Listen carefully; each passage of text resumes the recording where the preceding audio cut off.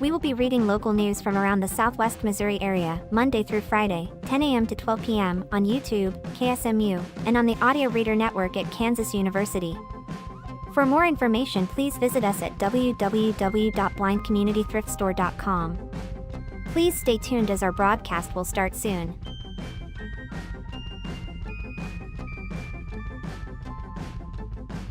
Please remember to like, comment, and subscribe on our YouTube channel now.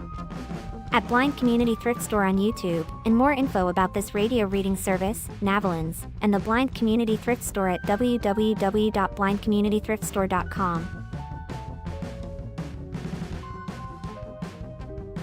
The Blind Community Thrift Store radio reading service will begin shortly. We will be reading local news from around the Southwest Missouri area, Monday through Friday, 10 a.m. to 12 p.m. on YouTube, KSMU, and on the Audio Reader Network at Kansas University. For more information, please visit us at www.blindcommunitythriftstore.com. Please stay tuned as our broadcast will start soon.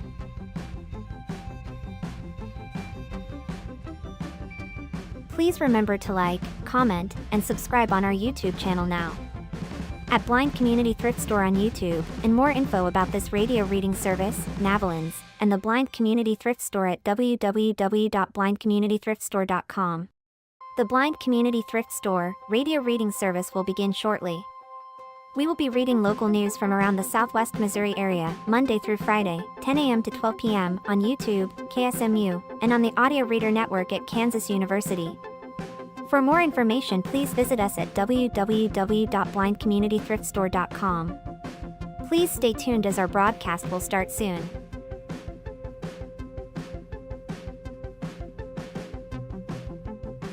Please remember to like, comment, and subscribe on our YouTube channel now.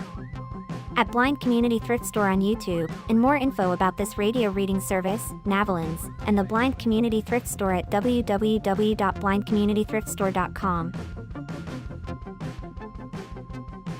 The Blind Community Thrift Store radio reading service will begin shortly. We will be reading local news from around the Southwest Missouri area, Monday through Friday, 10 a.m. to 12 p.m. on YouTube, KSMU, and on the Audio Reader Network at Kansas University. For more information, please visit us at www.blindcommunitythriftstore.com. Please stay tuned as our broadcast will start soon.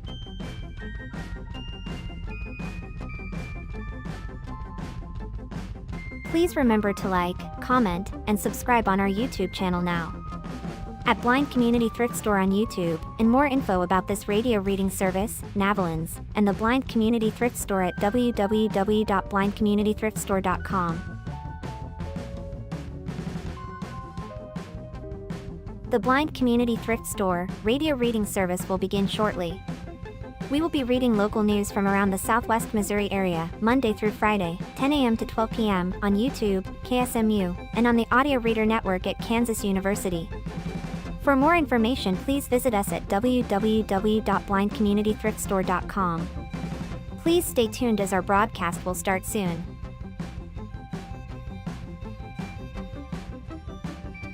Please remember to like, comment, and subscribe on our YouTube channel now. At Blind Community Thrift Store on YouTube, and more info about this radio reading service, Navalins, and the Blind Community Thrift Store at www.blindcommunitythriftstore.com. The Blind Community Thrift Store radio reading service will begin shortly. We will be reading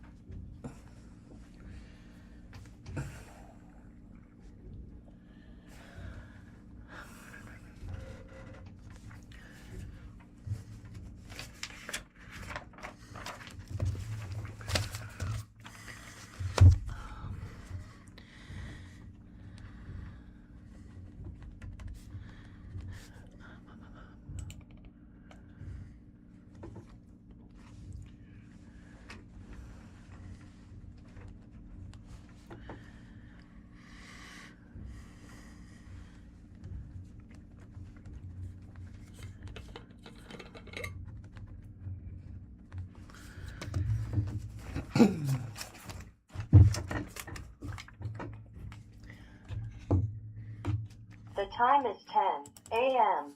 Well, you guys are ready. Thank you. Good morning, and thank you for tuning in to the Blind Community Thrift Store radio reading service. My name is Sandy, and I'm here with Dennis. We invite you to listen to our broadcast both live and on demand. Our live sessions are available on the Blind Community Thrift Store YouTube channel Monday to Friday between 10 a.m. and 12 p.m. each week. Additionally, you can access the on-demand content through the Audio Reader Network, which offers a wide range of audio materials for the visually impaired community. To explore the content from Audio Reader Network, please visit www.reader.ku.edu. The site provides details about accessing content via Amazon Alexa, Audio Reader Network mobile app, and information on receiving a radio to listen to the broadcast by KSMU Radio. All broadcasts are played over KSMU's subcarrier airwaves at 67 kilohertz on 91.1 from 3 p.m. to 5 p.m. Monday through Friday. Contact Audio Reader Network for more information on receiving a pre-programmed radio. First, from the Springfield News Leader, Springfield Radio Groups plan merger under Zimmer Communications. From Dave DeMille. Zimmer Communications and Midwest Family plan to combine their Springfield radio operations, a move that would create a larger locally owned multimedia organization serving Southwest Missouri. The transaction remains subject to Federal Communications Commission approval, according to a community announcement. Until that approval is granted, both companies will continue operating independently.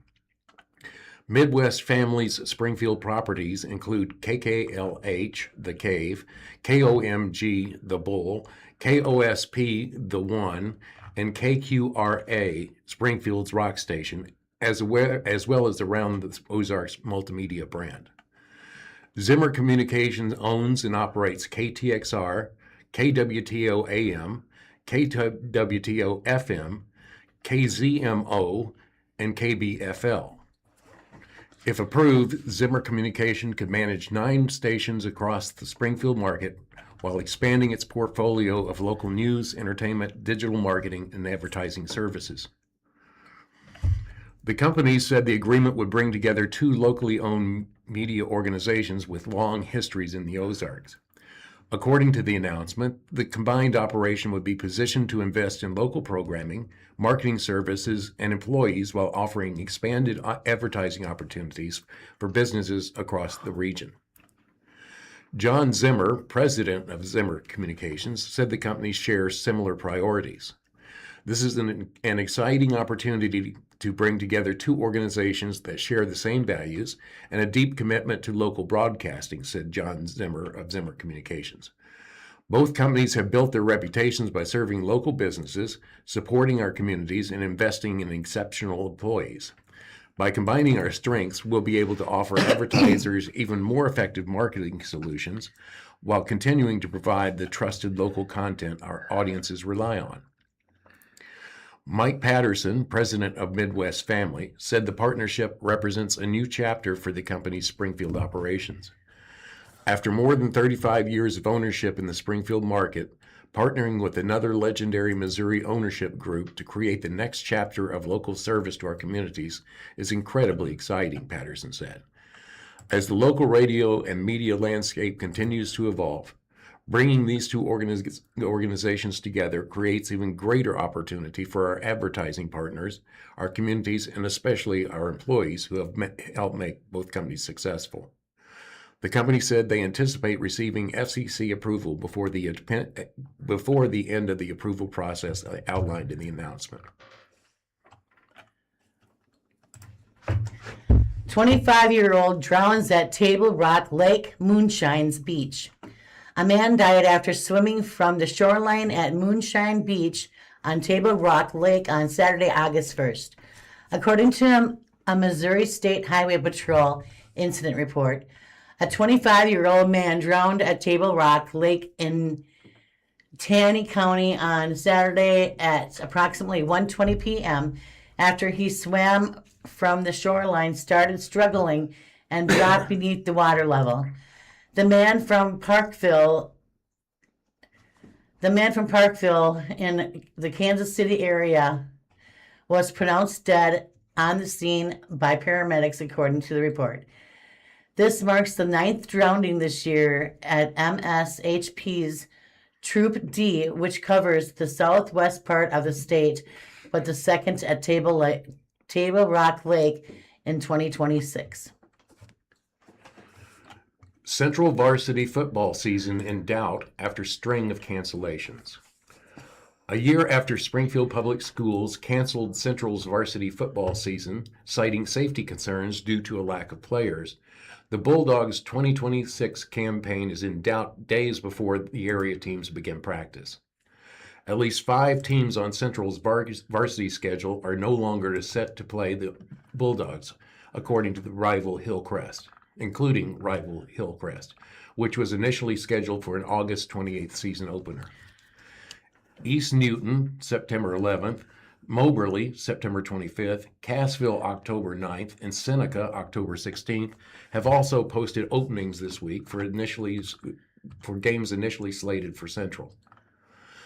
The Hillcrest and East Newton openings were posted to mshsaa.org, and the Moberly, Cassville, and Seneca openings were reported by Missouri Scoop on Friday night. Keegan Gantz, Hillcrest's 4th-year head coach, confirmed to the Daily Citizen via text message that the August 28th game against Central is off. Seneca athletic director Rich Adkins, whose school is searching for a new opponent, said Central is not playing a varsity schedule this season. Central was listed as a participant heading into an Evangel football camp this week, but a Daily Citizen reporter who attended the camp noted the Bulldogs weren't in attendance. Central football coach John Ely did not respond to multiple Daily Citizen messages Friday seeking comment on the status of his team. Central, a program that has traditionally struggled with turnout despite an enrollment north of 1,000, saw its 2025 varsity season canceled after roughly 25 players reported to August camp, including several freshmen. Shem Johnson, who had been the Bulldogs head coach for several years, resigned weeks later after his JV team was down to 8 eligible players. In January, SBS athletic director Josh Scott hired Ely, a 25-year-old defensive coordinator and math teacher from Lawrence High School. Springfield Marijuana Dispensary. Workers ratify union contract. Workers at Springfield Marijuana Dispensary are now the second in the state to ratify a union collective bargaining agreement.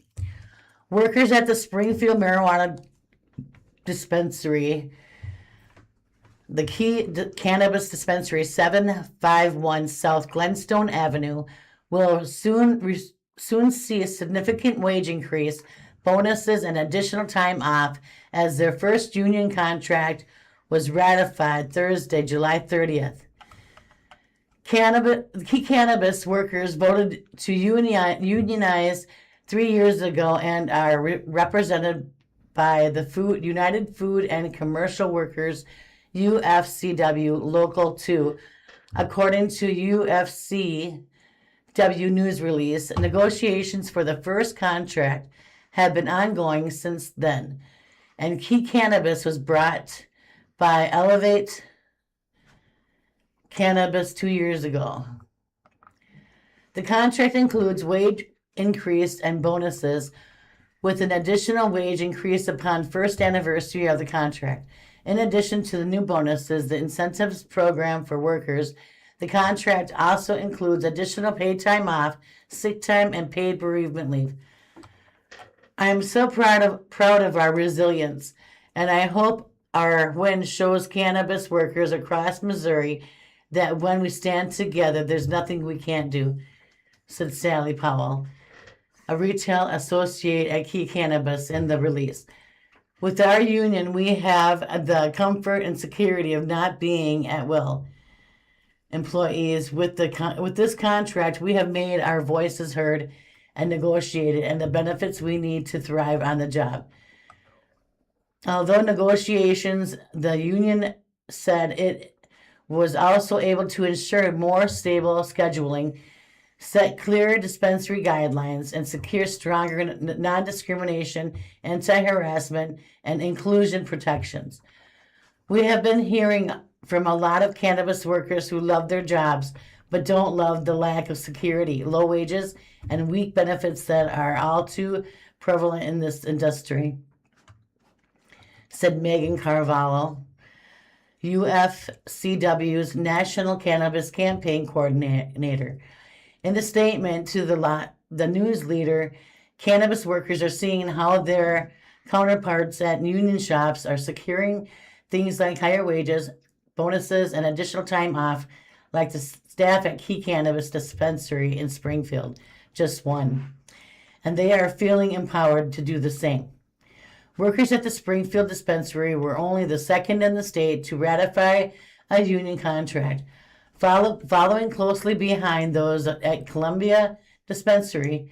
According to the reporting by the Missouri Independent, this Missouri legalized recreational marijuana in 2023. There has been a boom in cannabis jobs, and with it, a push for unionization efforts in the sector. Key Cannabis appears to be the only unionized dispensary in Springfield. Nixa Council hears plans for a 190-acre development. This is from the Springfield Business Journal. A commercial and residential development that also includes an adventure park and trail amenities is proposed for a 190-acre site in Nixa. The development would be on an inverted L-shaped plot of land along U.S. Route 160 in Nixa, just south of Missouri Route 14. Nixa Land Holdings, LLC, approached the Nixa City Council on July 14th with an overview of its plans for the site, with a request that council consider a public-private partnership for infrastructure improvements needed to make the project work.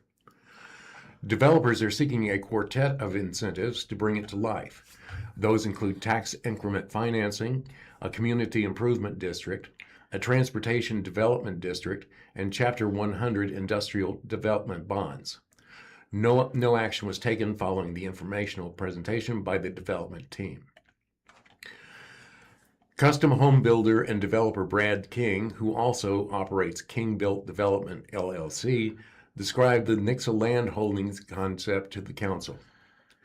King said he has traveled all over the country to seek out great mixed-use developments, describing smaller footprints as a solution to skyrocketing home prices. I've always believed in the community aspect of development, he said. I just saw there was no reason we couldn't bring this type of project to Southwest Missouri. King said it takes time to identify a site for the type of community development that is envisioned.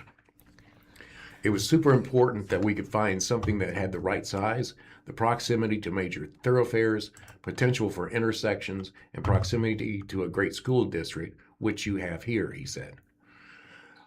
Other qualifying attributes are a supportive community and leaders with a comprehensive plan that supports development. A growing population, 25% growth over the last decade, according to the U.S. Census Bureau figures, strong median income, and proximity to Branson and Springfield. Scott Layton, project manager from Gaithersburg, Maryland-based Michael Watkins Architect LLC, stressed community. When we design places, everything that goes into designing those places revolves around the building of community. And that is what we have come here to help Brad do, he said. Layton said the property is a great piece of land for the development that is envisioned, and the design would work around existing trees and even sinkholes. We don't have those as much in Washington, D.C., but we did our best to incorporate them into the community and make them into an amenity. You'll see what winds up being a lot of green space that the community will have access to. He described walking trails and sidewalks in the plan. We like to think of things in terms of the 5-minute walk. That's basically how far Americans will walk. Beyond that, they'll get in the car. Walkability is the best way to build community and get to know neighbors, he said. It's that sort of American small town we are looking for, he said. He added that his company tries to put commercial development in the center of a site to give people a reason to be out and about.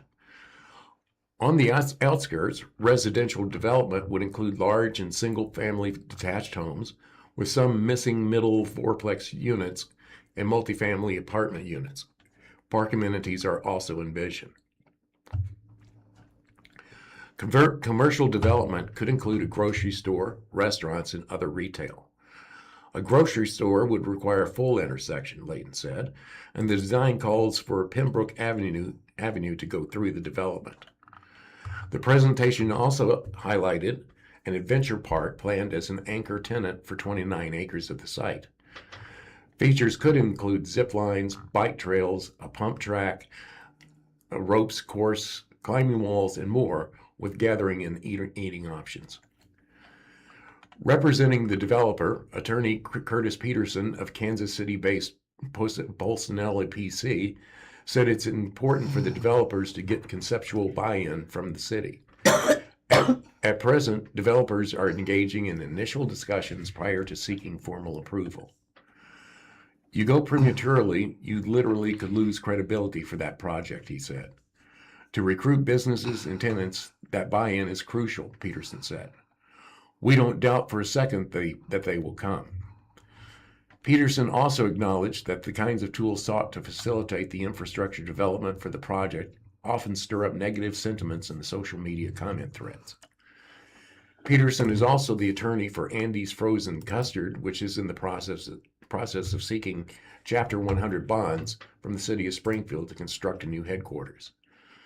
That separate project has generated a lot of public feedback as it progresses towards a Springfield City Council vote on July 27th.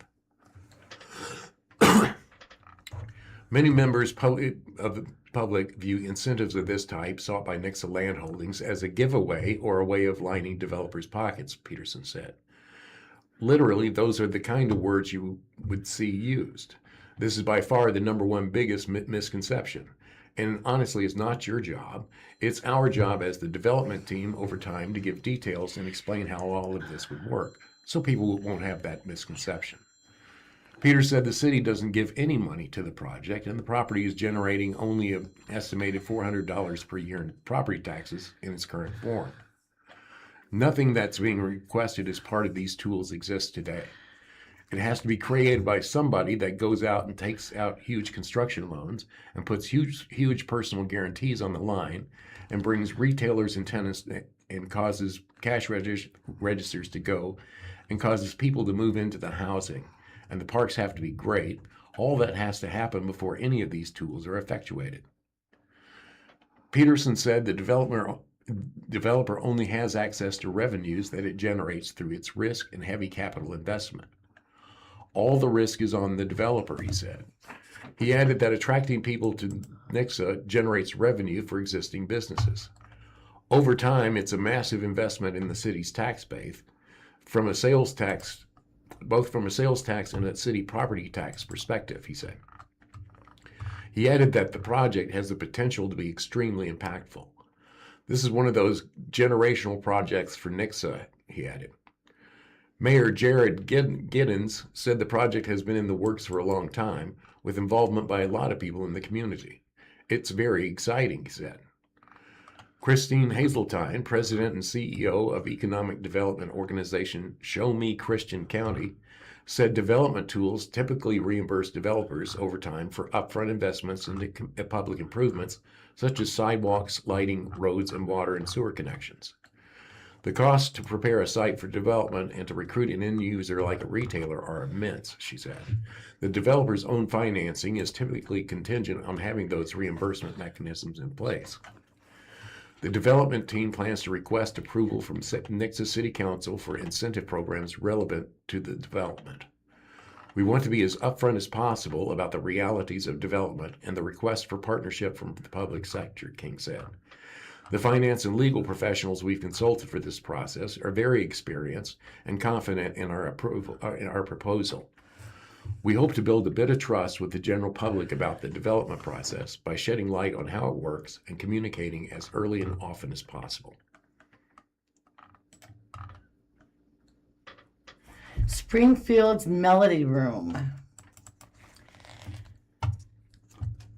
transitions to nonprofit to boost local art supplies. Samuel Timmerman arrived in Springfield years ago with high hopes to take over Queen City stages with his band. Venue after venue rejected him, he said, and that's when the pianist decided to start his own music business without a venue. The notion birthed the Melody Room, which launched in 2022 and was just granted nonprofit status earlier this year. Timmerman said all the venues rejections had one theme, that he was a no-name face in a city with lots of those. He decided that he would have to provide his own space, one where there's no names, or no name could become no name. I knew if I was getting turned around, who else was getting turned around? Timmerman said. I saw a need that needed to be met by my community. Timmerman started a Melody Room and tried to fill that need, and becoming a nonprofit will allow the company to better serve the Springfield community, and the owner said. Melody Room serves as a platform for artists, musicians, bands, poets, and whatever else under the sun. Timmerman said that he added that the performers are compensated for their time, a practice that isn't very common in the industry in Springfield. Granted, a Melody Room wasn't ever a specific room. It started out in Lightbox, a photography studio. Now the company calls many places home, including the venue on Sunset, previously known as The Roof, and soon enough, Gillows Theater and the historic Fox Theater too.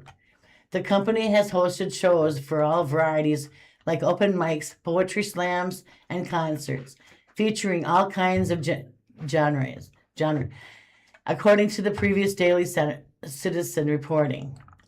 Melody Room officially becomes a nonprofit. Around the beginning of the year, Timmerman started the process of turning the Melody Room into a nonprofit, which was granted in May. With the change of the venues, Les Music Company has officially became Melody Room of Springfield. It took me a good 6 months building the infrastructure and trying to go about who I would choose for the executive board, Timmerman said. Now, Timmerman said is when the real expansion begins. Leadership is made up of Timmerman as the executive director and the board chaired by Francine Pratt. The organization's contact with community partners of the Ozarks. Other board members include Cora Scott, Gaby Edmonds, Jesse Cohen, Brecca Henderson, and Danielle Ogani. Excuse me on that name. Melody Room expands, adds events. As a nonprofit, Melody Room will continue to expand its event rapport. Classics like the free to the public open mics will continue at the Sunshine Event Center, but there will be additional events. Timmerman hopes to start hosting youth open mics in October. The Safe Haven concert are another flagship event that Melody Room will continue hosting. The concerts are hosted in partnership with community partners of the Ozarks as part of the ongoing gun safety and violence reduction initiative. According to the company press release, the events will occur quarterly, are meant to shine a light on gun violence and reduce gun-related crimes. It's space for performers to share their original music. Gospel and worship experience will also be hosted by Melody Room. Timmerman, the son of a pastor, cited his parents as an inspiration for those events. Outside the venues, the organization will host back to the school drives, arts and music education initiatives, and the community collaborations, outreach program, and more. According to an emailed release this month. A podcast is also in the works to extend reach of the nonprofit. Next year is set to be One Big Melody Room. Melody Room's first music festival is set to take place in 2027. Timmerman said. Upcoming Melody Room events. July 30th, Therapy Thursday, rooftop open mic experience at Sunshine Event Center. August 1st, rooftop R&B summer series at Sunshine Event Center. August 20th, back to school R&B night for MSU students. August 22nd, Nothing But R&B series at the venue on Sunset, formerly known as The Riff. August 27th, Therapy Thursday, rooftop open mic experience at Sunshine Event Center. September 4th, Labor Day weekend, Nothing But R&B all white affair event. October 16th, November 20th, and December 18th, Wine and Jazz series at the gallery at the Gillows featuring Laura French. Excuse me. From the Springfield Daily Citizen, woman sues Greene County Sheriff and deputies alleging K9 Rocky attacked her. A Springfield woman who claims she was injured when Greene County Sheriff's Office K9 officer Rocky attacked and bit her in 2024 filed a civil rights and personal injury lawsuit last week against 4 deputies and Sheriff Jim Arnott.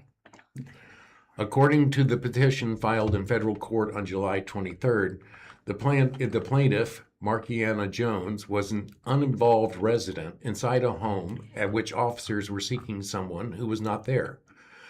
The person officers were looking for is identified in the suit as M.M.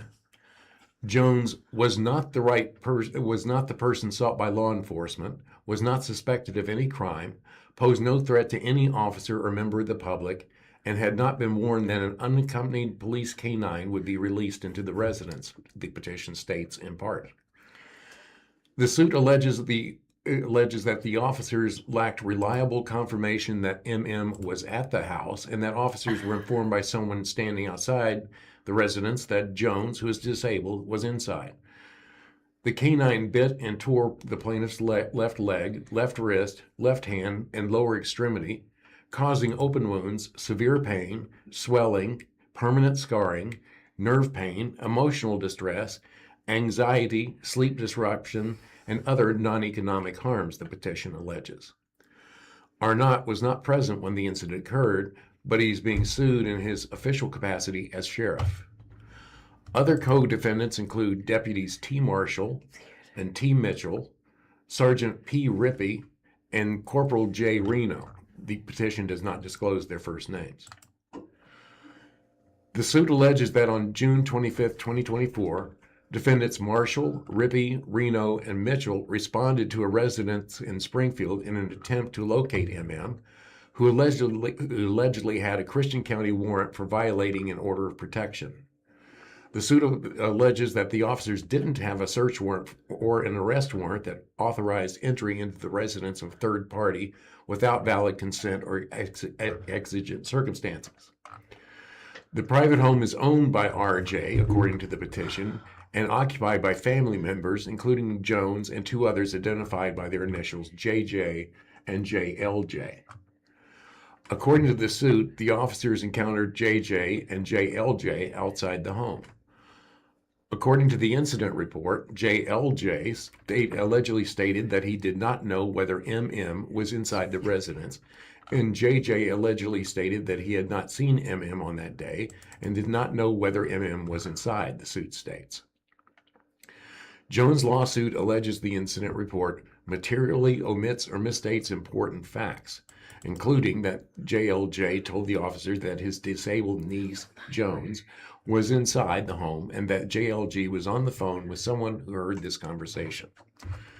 Despite the lack of a warrant, the lack of reliable confirmation that M.M. was present, and the warning that a disabled resident was inside, defendants caused or permitted entry into the residence and the release of the police service dog Rocky inside the home, the suit states.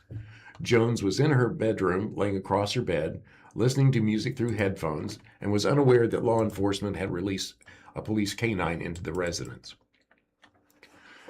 The lawsuit alleges Jones did not threaten, resist, flee, or commit any crime. The suit alleges that canine Rocky entered her room unaccompanied or inadequately controlled and attacked her, biting her left leg, left knee area, left wrist, and left hand. According to the suit, Jones screamed and attempted to protect herself. In doing so, she sustained additional injuries to her hand.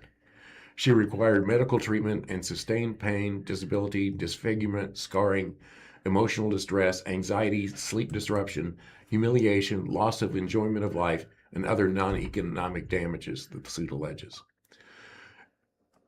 Jones's known medical condition and related vulnerabilities made the needless canine attack especially traumatic and harmful, the suit states in part. Defendants' actions were unreasonable, reckless, deliberately indifferent, and in conscious disregard of Jones's clearly established constitutional rights and bodily integrity. At all relevant times, defendant Arnott was responsible for the policies, customs, practices, training, supervision, discipline, and oversight of Greene County Sheriff Office deputies and canine operations, the petition states. Jones's attorney, Abe McGull, declined to comment about any disputed evidence or make any statements that could materially prejudice the proceedings. "We will not try this case in the media," McGull said in an email. "The case now belongs in the court system where the facts can be tested fairly and all parties can be heard." Asked why it was important to file the suit, McGull responded in part, "My experience as both a federal and state prosecutor taught me the importance of lawful police work, officer safety, and public trust. It also taught me that constitutional safeguards are essential to effective law enforcement, particularly when the powerful tools such as police canines are used in occupied homes where innocent residents may be present," McGull said. "The purpose of this case is to seek accountability, promote careful constitutional policing, and allow a court and jury to determine the facts under the rule of law." McGull said he would not speculate on whether there might be others in the community who have had similar experiences with canine officers and law enforcement. "We are focused on the facts alleged in Mrs. Jones's case," he wrote in the email. At the same time, this case raises important public interest questions about policies, training, supervision, canine warnings, canine control, and the protection of uninvolved occupants during residential law enforcement operations. The case is about public values, the sanctity of the home, the safety of uninvolved residents, and the need for law enforcement practices that respect constitutional limits while protecting the community, McGull wrote. "I have spent significant parts of my career supporting legitimate law enforcement as a prosecutor, and nothing about this case should be read as anti-police. To the contrary, public confidence is strengthened when law enforcement power is exercised lawfully, carefully, and with appropriate safeguards. We respect the judicial process, and we intend to present the case in court rather than through public statements. For now, we ask the public to read the complaint, understand that allegations must be proven, and allow the legal process to proceed fairly." Citing the ongoing status of the case, the public information officer for the Greene County Sheriff's Department declined to comment. Count 1 of the suit alleges unreasonable entry and search in violation of the Fourth Amendment against Marshall, Rippey, Reno, and Mitchell. Count 2 alleges excessive force and unreasonable seizure in violation of the Fourth Amendment against Marshall, Rippey, Reno, and Mitchell. Count 3 alleges failure to intervene against Marshall, Rippey, Reno, and Mitchell. Count 4 alleges failure to train, failure to supervise, and failure to discipline against Arnott in his official capacity as sheriff. Count 5 alleges a violation of Jones's 14th Amendment due process and bodily integrity against Marshall, Rippey, Reno, Mitchell, and Arnott. Count 6 alleges negligence under Missouri law against Marshall, Rippey, Reno, and Mitchell. Count 7 alleges negligent training, supervision, retention, and discipline under Missouri law against Arnott. Downtown Springfield has busy week with 3 venues opening at once. This week in 417 Foodie News, downtown Springfield is hopping. A restaurant and 2 event venues had their soft openings this week. Plus, a local donut shop opens at its Nixa location, and Springfield cafes expand their menu. New Mexican restaurant moves into downtown Springfield. Gabriela Cocina Mexicana Contemporera hosted its soft opening July 28th at 406 South Sunshine Avenue. 406 South Avenue in downtown Springfield. It will be open from 11 a.m. to 9 p.m. Monday through Saturday, ahead of its grand opening. According to a Facebook post, the restaurant is still waiting on its liquor license before it announces its grand opening, but it is serving up food and mocktails. We appreciate all the patience and the kindness everyone showed us today on our soft lunch as we worked through some kinks, as any new business does, said the post after July 28th soft opening. Its food menu includes classic Mexican dishes such as enchiladas, quesadillas, carne asada, taco, burritos, and flautas. And the restaurant also serves up a twist on classic dishes like a fire-roasted jalapeno Caesar salad. The building previously housed Kebabs, Bonitos Grill, and Chanita, and local favorite as Maria's Mexican Restaurant. Local donut shop opens Nixa location, St. George's Donuts. A local family-owned business is opening in its Nixa location August 3rd, according to a release. The shop at 701 North McCruskey Street will be open from 4 a.m. to 2 p.m. or until it sells out daily. While St. George's Donuts got its start in Springfield, the St. George family has deep roots in Nixa through the Makula Wasson family line, which dates back to 1890. Nixa has always held a special place in our family story. My parents brought St. George's here in the 1980s, and the event that chapter was short. This town never left our hearts, said the owner Nick St. George in a previous release. Coming back to the opening our doors at McCroskey Street means everything to us. It is not just a new shop, it's coming home. Caddy and Charles St. George opened its first St. George's Donuts in 1971 on the corner of Grand Street and Glenstone Avenue, according to the St. George's website.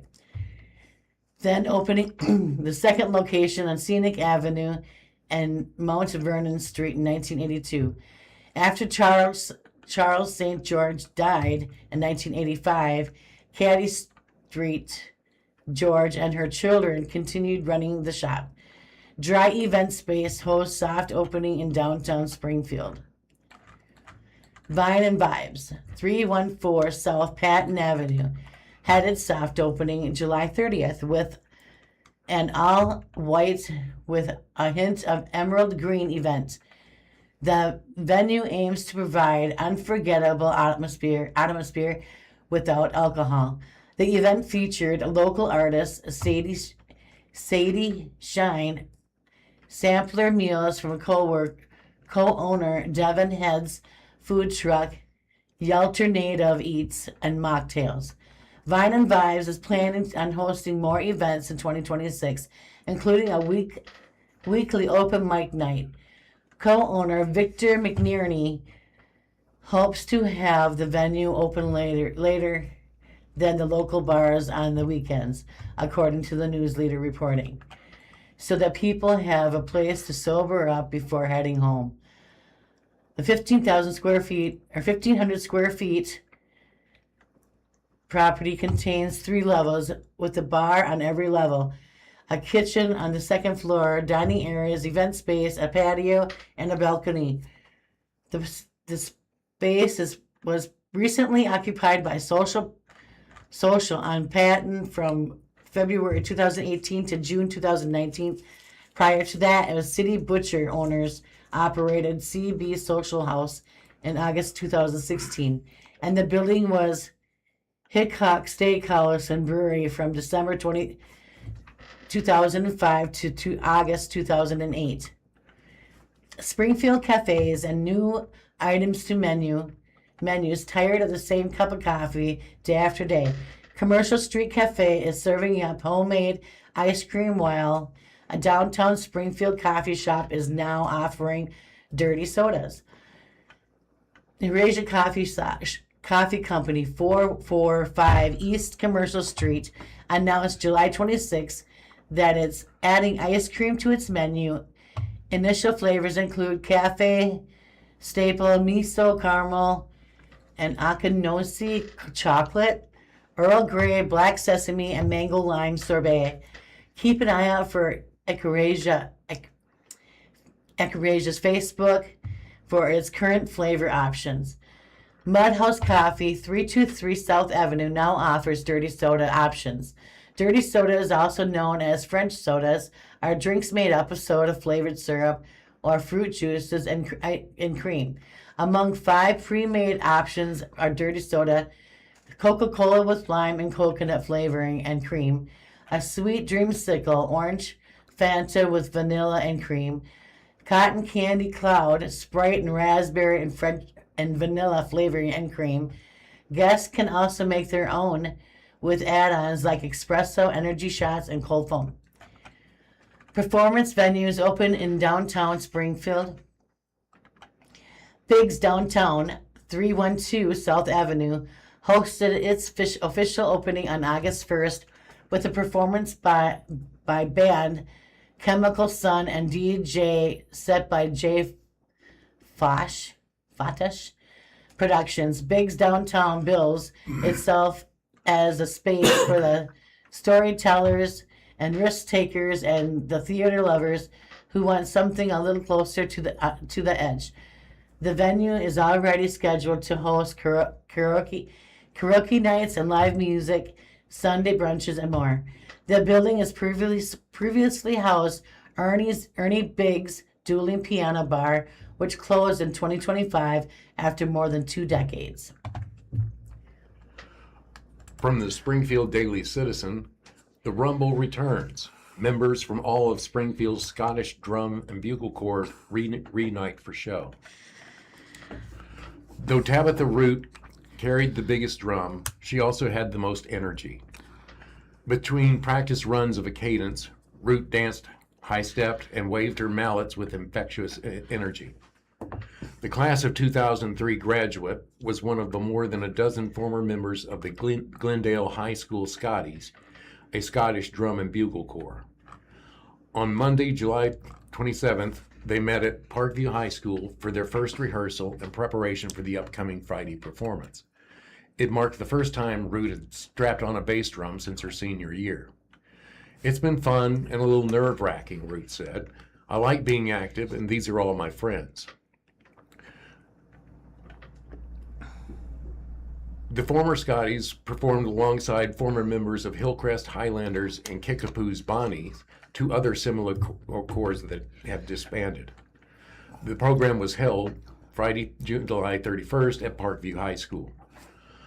The performances are a first of their kind addition to an annual tradition where the school district's drum corps perform for each other before their school year begins. Over the last few years, that show has featured only Parkview's Lassies and Central's Kilties.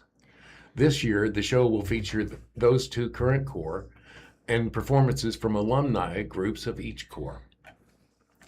In addition, memorabilia from all 5 corps will be displayed, and the current lineups for the Kilties and Lassies will perform together.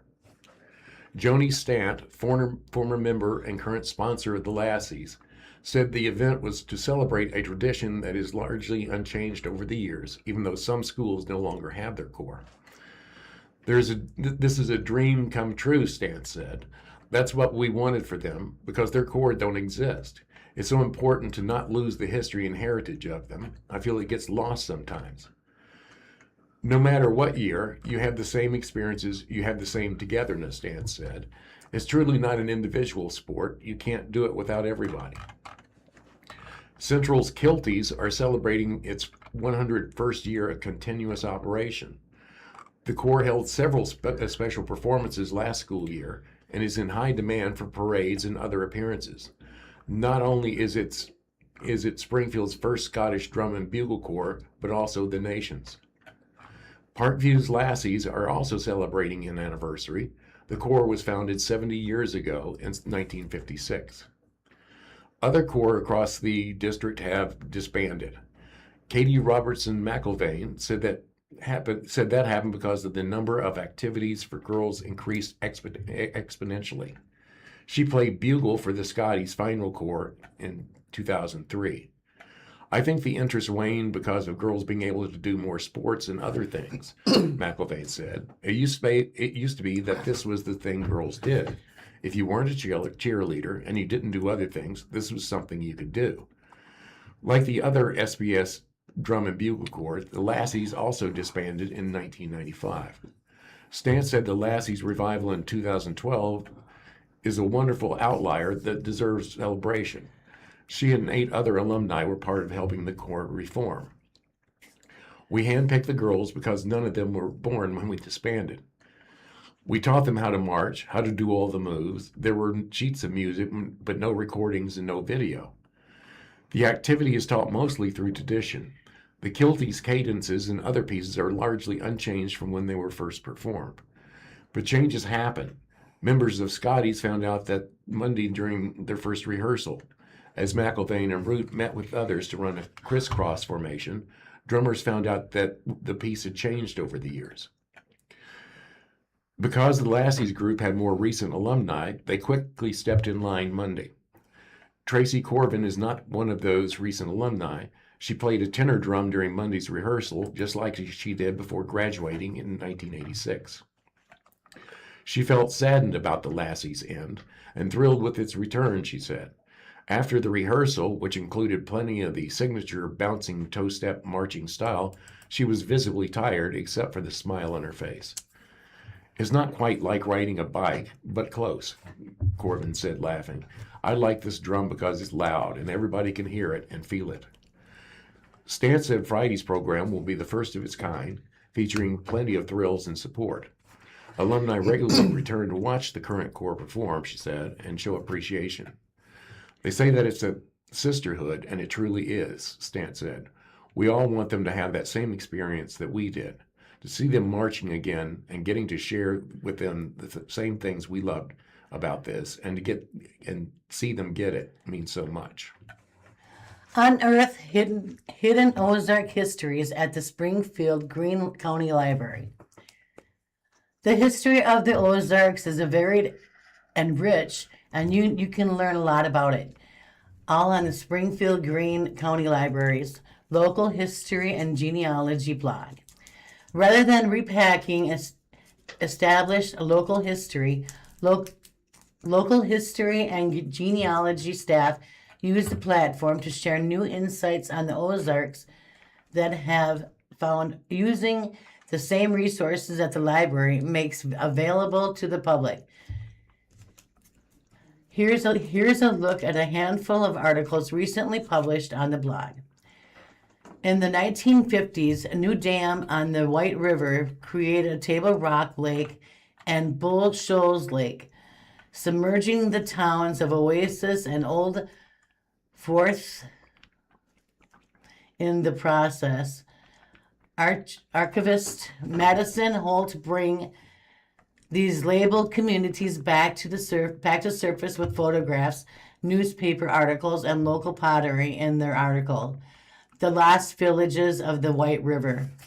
It shows 2 girls standing by a lake with a fishing poles. And there's a couple bullets there. Do the words artish, fritter-minded, or wallopus mean anything to you? If so, then you may be one of the last speakers of the quickly fading dialect. Copywriter Brandon Broughton journeys into the region's linguistic identity in this article. You can speak Ozarks, the ABCs of the Ozarks dialect. In this introduction, the Ozarks dialect features the interactive quiz so that you can put your words vernacular to the test.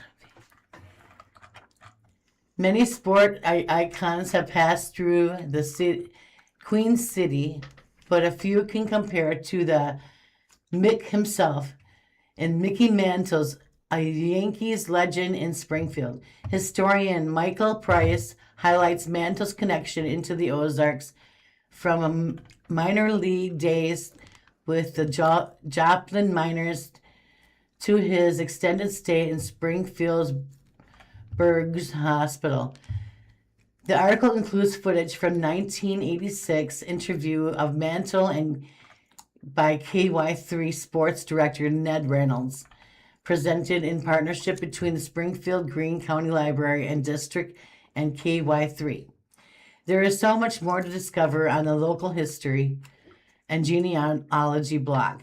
Whether you are interested in Wild West shootouts, the mysterious Missouri cheese caves, or the scenic behind the Ozarks erratic weather, you're sure to find something you love for the local history and genealogy blog. Discover more at thelibrary.org/local history or check us out in person at the Library Center, 4653 South Campbell Avenue. From the Springfield Daily Citizen, Springfield, Missouri Voting Guide, everything you need to know about the August 4th primary election. Springfield area voters on August 4th will join the rest of the state in deciding the fate of 4 amendments to the Missouri Constitution, all placed on the ballot by the state legislature. Depending on where you live and which party's ballot you pull, you can also help decide which Republican candidates will earn a spot on the November ballot, with contested GOP primaries for Missouri's 7th Congressional District, Greene County Circuit Court, Christian County Presiding Commissioner, and several area state legislative districts. There are no Democratic primary contests in the Springfield area. The Daily Citizen has reported on each of these races and several ballot measures, including Amendments 4 and 5, as well as a proposed 1% sales tax for the Nixa Fire Protection District. This voting guide gathers these stories into one place. Amendment 5. On August 4th, Missouri voters will determine the future of the state's tax system with Amendment 5.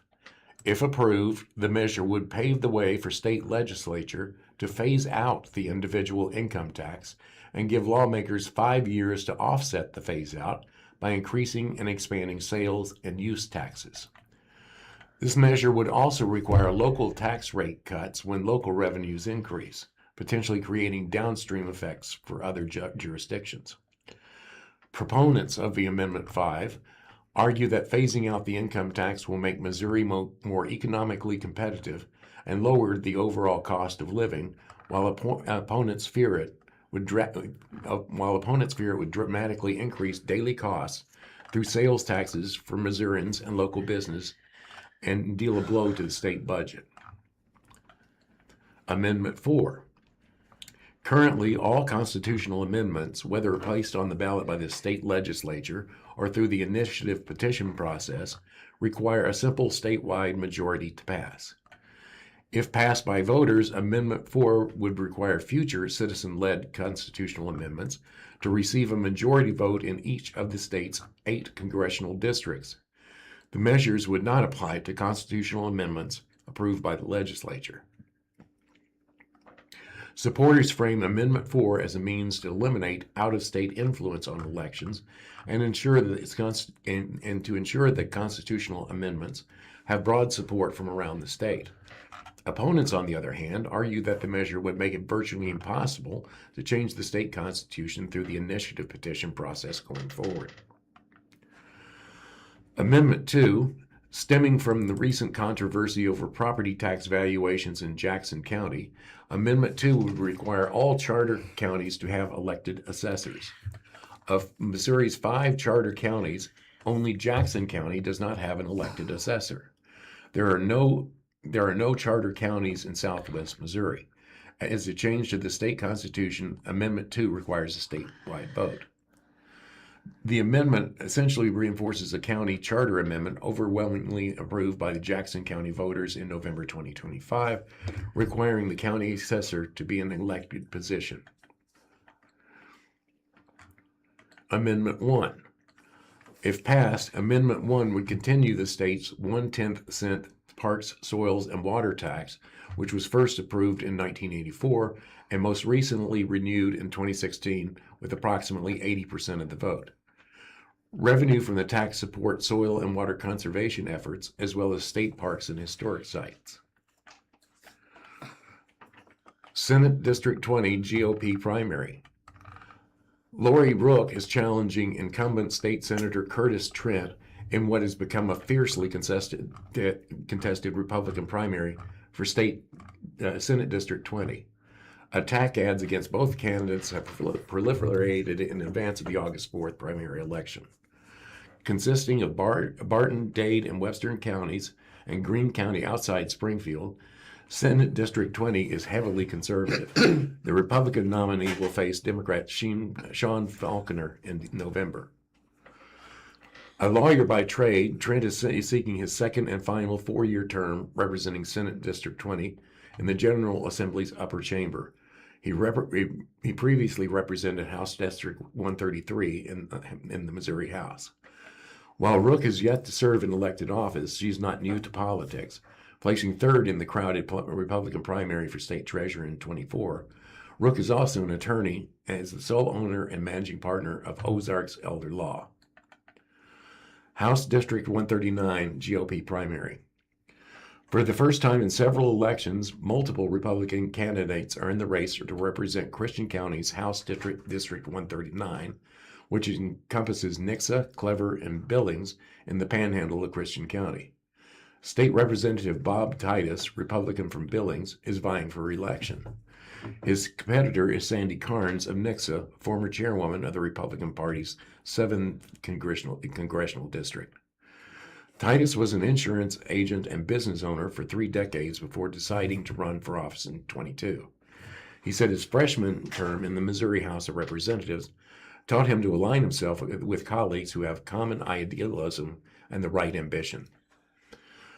Carnes is a real estate agent and has worked with the local Republican Party, serving as chairwoman for the 7th Congressional District Party and vice chair of the Christian County Party Central Committee. She said one reason that she is running for office is because she saw a need for a change for better representation.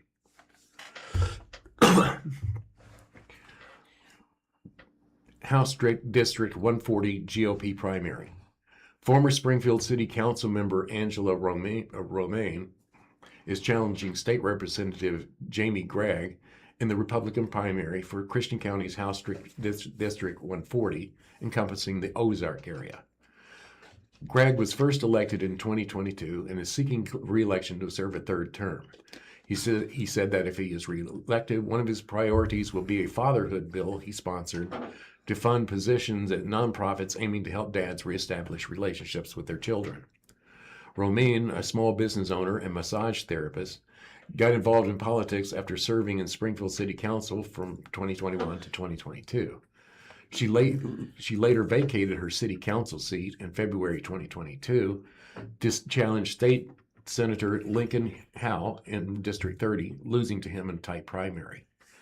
The winner of the August primary will run against Julia Curran, a Democrat from Nixa, in the November election. 7th Congressional District GOP primary. In his quest for a 3rd term representing Missouri's 7th Congressional District, U.S. Representative Eric Burleson is facing 2 Republican challengers in the August 4th primary, John Casey and Grayson Hunt. The Republican nominee will face Democrat Missy Hesketh and Libertarian Kevin Craig in the November general election. Burleson, 49, Previously served in the Missouri General Assembly representing House District 133 and Senate District 20. Hunt, 25, and Casey, 27, are both running for office for the first time. The Daily Citizen asked each candidate to answer in writing the same 5 questions relating to the war in Iran, the cost of living, and the Trump administration's immigration policies.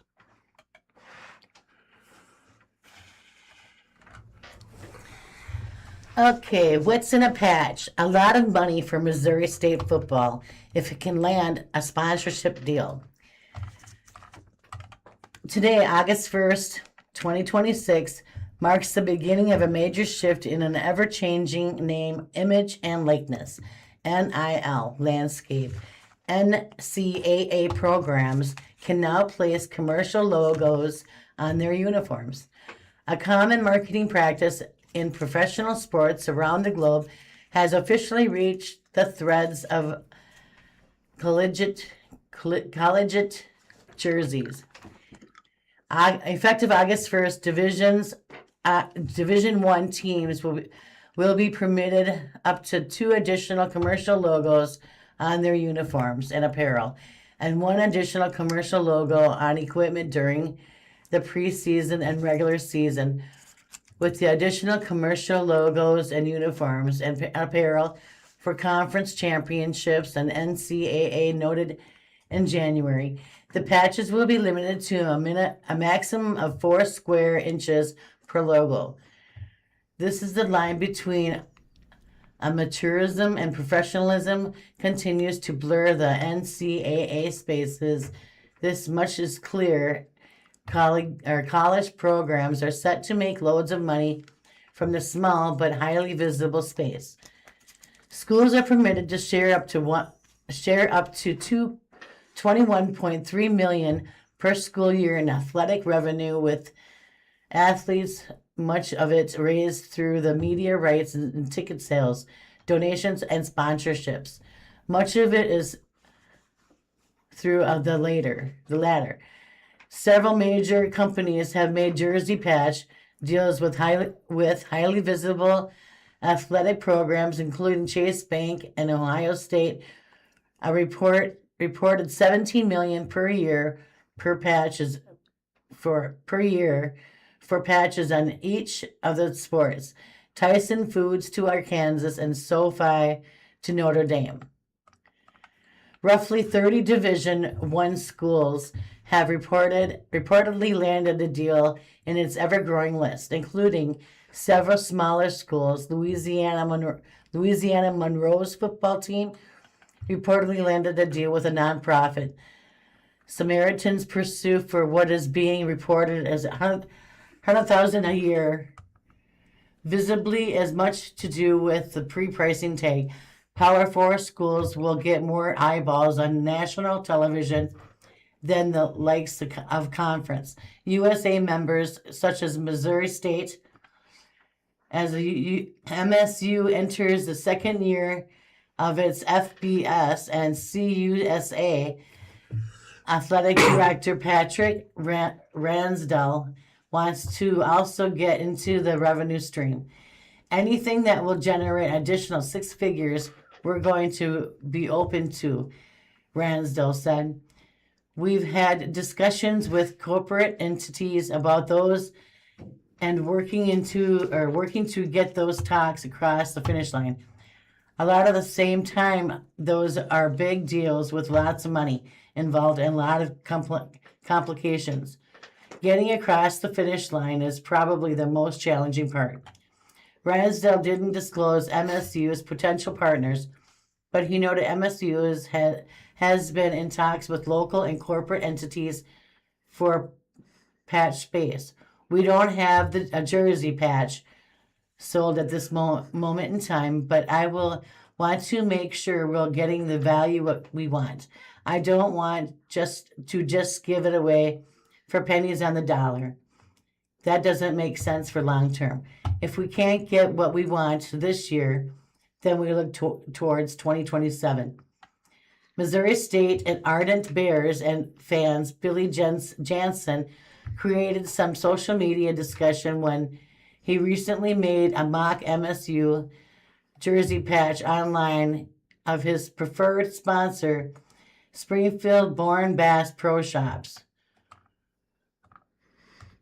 Jansen said he is okay waiting for MSUs to find their ideal sponsor, but hopes that it's a brand that reflects MSU's and the Ozarks. MSU has a unique opportunity to find a partner that reinforces who they are.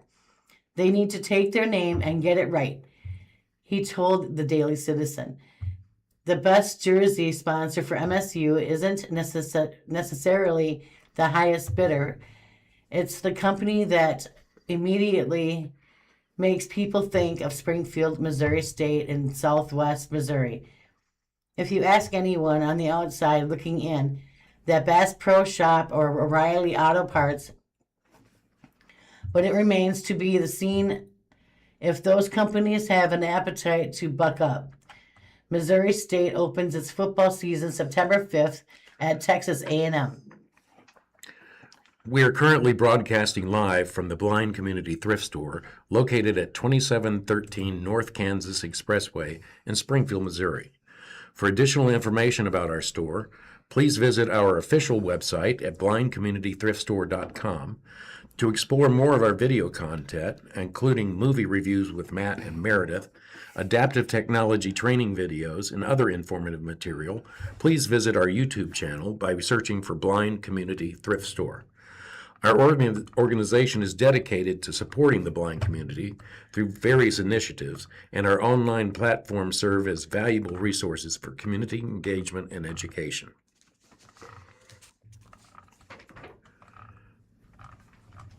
From the Springfield News Leader, advocates question the role of private insurers in Missouri Medicaid. Missouri's Medicaid program is heading into its hardest budget years in at least a decade. A federal law passed by Congress last year, the One Big Beautiful Bill, threatens more than $1 billion in penalties unless the state lowers its error rate below 3%, starting in October 2029. It also imposes new mandates on the Department of Social Services. The state allotted $132 million to implement the law in its fiscal year 2026 supplemental budget alone. Missouri is about to recommit to its current approach to Medicaid. The State Department of Social Services is weighing bids that would extend the state's Medicaid managed care contracts, arrangements now worth $9.3 billion a year in state and federal money, through fiscal year 2028, even as the new federal law tightens what the state can spend. Patient advocates, doctors, and some lawmakers are all circling the same question: how to wring more out of the program or protect the parts of it federal law doesn't require before the state budget gets too tight. The stakes run to hundreds of millions of dollars and reach nearly every low-income family, pregnant woman, and foster child in the state. One answer surfaced Thursday, July 30th, after the 6th anniversary of the federal Medicaid program, the 61st anniversary of the federal Medicaid program, where a group of physicians and patient advocates gathered in St. Louis to point at the private insurers Missouri pays to run the program for 80% of enrollees. If the state managed Medicaid directly, they argued, it could save up to $259 million a year in general revenue and potentially protect benefits the state might not be able to afford otherwise. The figure comes from a September report by Physicians for a National Health Program, which advocates for a single-payer system. The state's managed care companies dispute the premise. The overhead the report would eliminate, they say, is what pays for the care coordination and preventive services that keep enrollees out of emergency rooms. Missouri has paid private insurers to manage parts of the program since the 1990s and expanded their role in 2015 to cover all benefits for people with disabilities and those over 65 and over. No lawmaker has formally proposed reversing that. But during Senate debate on the budget in April, Democratic State Maggie Nuremberg of Kansas City said that as Medicaid approaches a crossroad, Lawmakers should consider direct administration of the state's program, a fee-for-service model, as a way to sustain care while controlling costs. I'm asking that we have a real conversation next year as to what we can do to help rein in some costs. And I think it starts by looking at direct administration of Missouri's Medicaid program, said Nuremberg, who serves on the Senate Appropriation Committee. Connecticut terminated its managed care contracts in 2012. Connecticut Governor Ned Lamont launched a study in 2024 exploring the possibility of returning to a managed care model. The study concluded that managed care would not likely save the state money, finding out that only 3.8% of Connecticut's Medicaid expenditures go to administrative cost. Managed care organizations are paid a fixed amount per person per month, called a capitation payment. They must use a minimum percentage of those payments for medical care. If they spend at least that percentage and have money left over, they can keep it as profit. But if the cost of the patient's care exceeds what they were paid, they are financially liable for that amount. Missouri contracts with 3 managed care plans: Healthy Blue, part of 11th Health, Home State Health, part of the Centene Corporation, and United Healthcare Community Plan, Show Me Healthy Kids. The state's managed care plan for foster children is also contracted to Centene. The state spent $7.6 billion in state and federal funding on managed care plans in the fiscal year 2026, and the budget for this year includes $9.3 billion for the plans, according to the department. Advocates of ending managed care argue that private insurers have built-in incentive to deny or delay Medicaid patients access to care through prior authorizations and excessive Medicaid enrollment checks. Proponents of managed care organizations counted that the model offers states budget predictability and encourages preventive care because companies save money when patients stay well. In a written response to The Independent, the Missouri Health Plan Association, which represents the state's managed care organizations, said privately managed Medicaid allows the state to hold insurers responsible for access to cost-effective care. Unlike fee-for-service Medicaid, which rewards the volume of services provided, managed care encourages investments in prevention, primary care, and coordination to improve health outcomes and reduce avoidable hospitalizations and emergency room visits, the association said. The debate revolves around how to incentivize quality, cost-effective care. Priya Pal, a physician researcher at the Washington University School of Medicine, who co-developed the report, told The Independent extra prior authorizations often stand between patients and necessary care. She gave the example of a colleague who cared for a toddler with plaque psoriasis, an itchy autoimmune skin condition. The colleague, Pal said, prescribed over-the-counter ointments. When those didn't work, she tried topical steroids. When she tried to get authorization in November for the next line of treatment, non-steroid-based immunotherapies, the managed care company initially rejected the prior authorization, saying she didn't try Vaseline. But she had tried Vaseline, Pal said, and it was in the records she sent the managed care company. It was the end of January before the toddler got the medication, which worked. The family is struggling to handle their toddler who's tired and crying, and they think the physician is not on their side because the medication is not coming through, Pal said. In the meantime, the physician is trying to argue with the insurance company that this is something important. Okay, we have Eventual President Mike Rakes suddenly resigns, aims to build private venture. Evangel University president tendered a sudden resignation on Thursday. The university's board of trustees announced that President Mike Rakes stepped down from the leadership position and accepted his resignation, according to a July 30th press release. Chief of Staff Michael Kolstad, a 35-year-old veteran of the university, will serve as an interim president while the board begins search for Rake's successor. Josh Bellotti, chair of the university's board of trustees, said in a release that the university is grateful that for Rake's service. The resignation appears immediate. We are grateful for his contributions to our students and the eventual community, Bellotti said.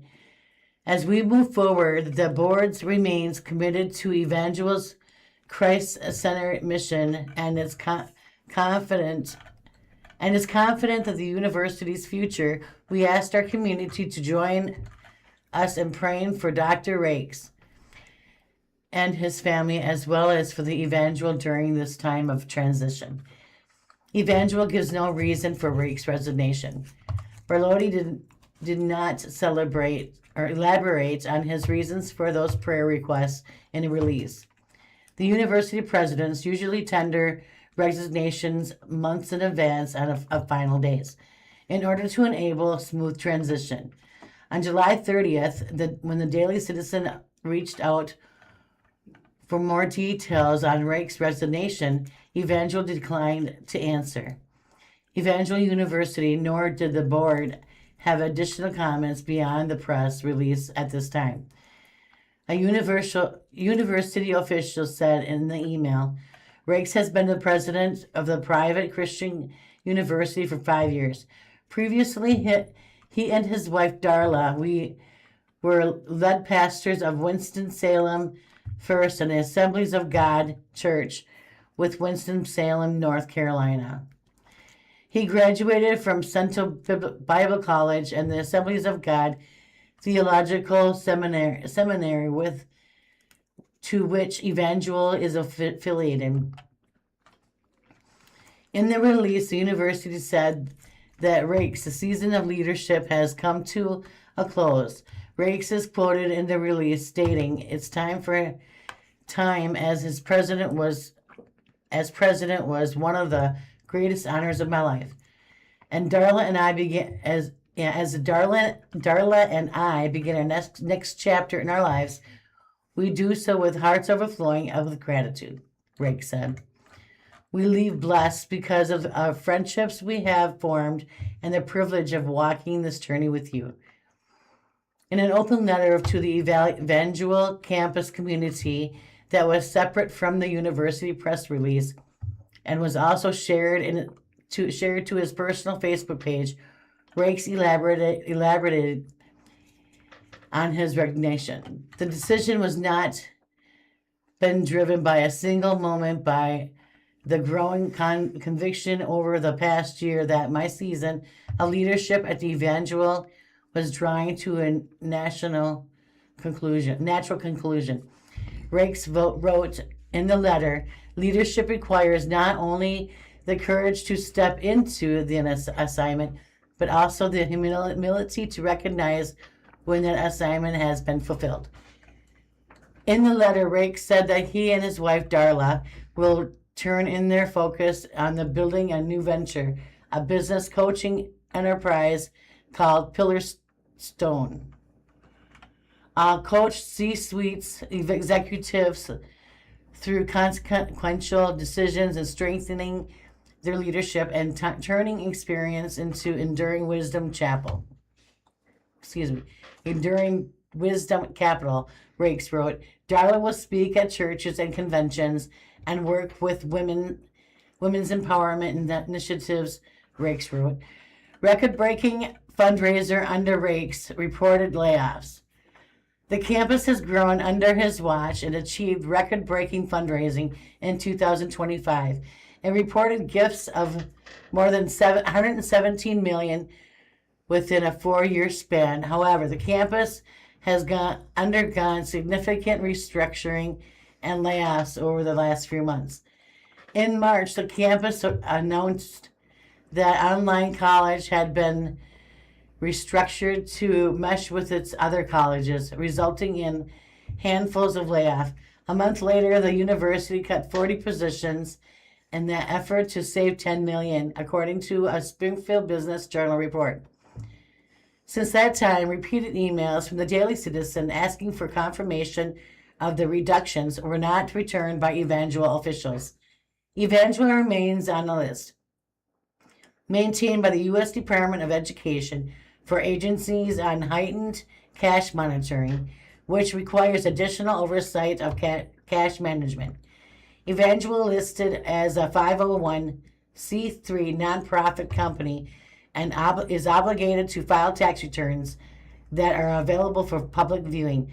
According to the most current return available, Evangel reported revenues of about 81.1 million and expenditures of about 71.3 million for the 2024 tax year, which ran from May 1st, 2024 to April 30th, 2025.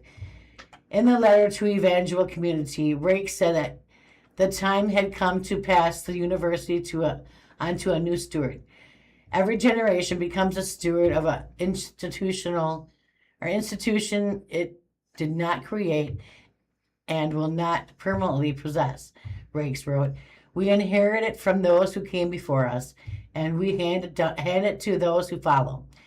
That stewardship has always been sacred to me. Rake's letter to the Evangel community can be found below.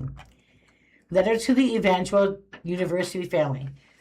July 2026. Dear students, faculty, staff, alumni, trustees, donors, and friends.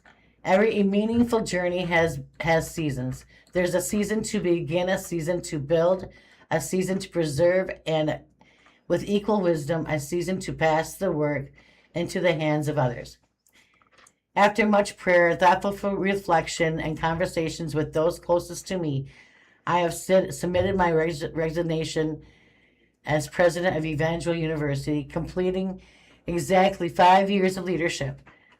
The decision has not been driven by a single moment, but by the growing conviction over the past year that my season of leadership at the Evangel was drawing to a natural conclusion. Leadership requires not only the courage to step into an assignment, but also the humility to recognize that the assignment has been fulfilled. As the old proverb says, awareness without action will lead to regret. That simple statement has influenced my life for decades. My own foundation has always been much simpler. I have tried to follow the leading of the Holy Spirit as faithfully as I knew how, imperfectly, certainly, but sincerely. The conviction has guided every significant decision of my life, including this one. Serving as the president of Evangel University has been one of the greatest honors of my life. These years have stretched us, they have challenged us, they have refined us. They have also rewarded us in ways I could never been imagined. Our daughter Whitney often reminded us, even the small things are done with great love can change the world in ways we could never expect. That has always been a mission for Evangel University. With Darla and I arrived, when Darla and I arrived, we inherited both extraordinary and opportunities and significant challenges. Together, this community chose hope over fear, generosity over scarcity, a mission over comfort, because thousands of people believe in something larger than themselves. God allowed us to experience remarkable momentum. Together, we celebrate 5 consecutive years of enrollment growth and reaching the highest enrollment in the university history. Together, more than $100 million was invested in future Evangel together. New resident halls, athletic facilities became place where community would flourish for generations. Together, deferred maintenance was addressed. Debt was reduced and endowment grew, and the university strengthened its financial discipline. Most importantly, thousands of students continued discovering their calling would be equipped to serve Christ faithfully and throughout the world. None of those accomplishments belong to one president. They belong to the faculty, who refused to settle for mediocrity. They belong to the staff members who quietly served without resignation. They belong to trustees who provided wisdom during difficult decisions. They belong to donors who believed enough to invest. They belong to alumni whose faithful lives continue to extend evangel's influence on the globe. They belong to students who remind us every day that the university exists. We have to simply have the privilege of serving alongside you. Every generation becomes a steward of the institution. It did not create and will not permanently possess. We inherit it from those who came before us, and we hand it down to those who follow. That stewardship had always been sacred to me. It may remain courageous enough to change where necessary, and faithfully enough to never to abandon the mission entrusted to it. As Darla and I begin the next chapter of our lives, we do so with hearts overflowing with gratitude. We leave richer because of the friendships we have had formed, the lessons we have learned, and the privilege of walking this journey with you. Our next chapter is building Pillar Stone, a new adventure investing accomplishment organizations they serve, using the WISE operating system and the Black Start leadership method. I'll coach C-suite executives thoroughly consequential decisions, strengthening their leadership, turning experience into enduring wisdom capital. Darla will continue speaking at churches and conventions and engaging with several women empowerment incentives. One day, none of us will remember every meeting we attend, we report, we present, or every decision that was debated, but we will remember the lives were transformed because a community chose to invest in young women and young men called to lead with faith, wisdom, integrity, and love. May the Lord bless Evangel University. May He grant wisdom to those who lead, courage to those who serve, and generosity to those who give, and a vision to those who carry the mission forward. With abiding gratitude, Mike Rakes, President of Evangel University. From the Springfield Daily Citizen, Trent Rook State Senate contest is most expensive race of election at around $2.4 million.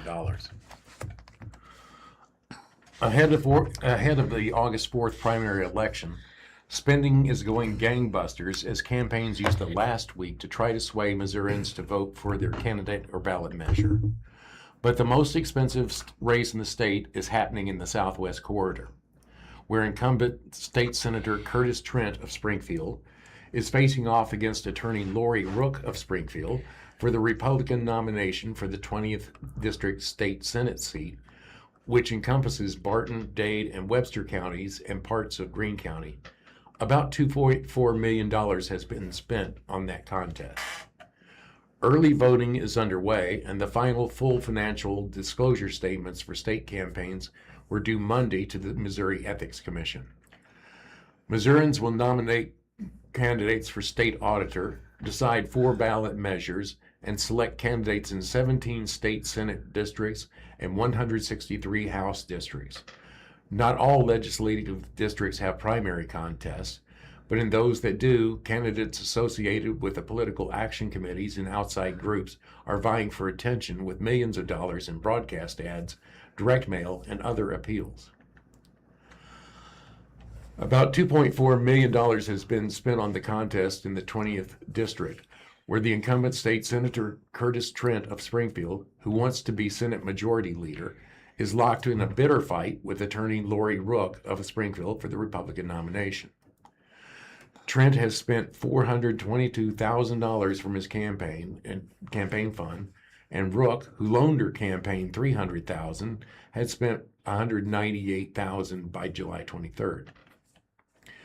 The 417 PAC, aligned with Trent, has spent $838,000, using $503,000 for attacks on Rook and just under $200,000 to promote Trent. The Firebrand PAC, aligned with Rook, has spent $10,000 opposing Trent and $83,548 supporting Rook. The 20th District is also the largest broadcast ad purchases, with Rook spending $120,000 so far on radio and television ads, and Trent countering with $151,000 in ads purchased by his campaign, plus another $200,000 in ads paid for by 417 PAC. An outside group, AFC Victory Fund, which supports private school tuition vouchers, has spent $36,000 opposing Rook. Ballot measure spending. Ballot measure campaigns raised almost $40 million through the third week of July as they paid for ads and direct mail appeals bombarding Missourians ahead of Tuesday's primary election. Ballot measure committees have spent $26.7 million, with 65% being spent since the start of July. Missouri Promise PAC, a political action committee that has not reported any contributions from individual donors, has raised $17.2 million to persuade voters to pass Amendment 5, which would give lawmakers the power to replace the state income tax with expanded or increased sales taxes. Through Friday, Missouri Promise has purchased $6.4 million in broadcast ads for Amendment 5, according to the Independent's tracking of FCC records.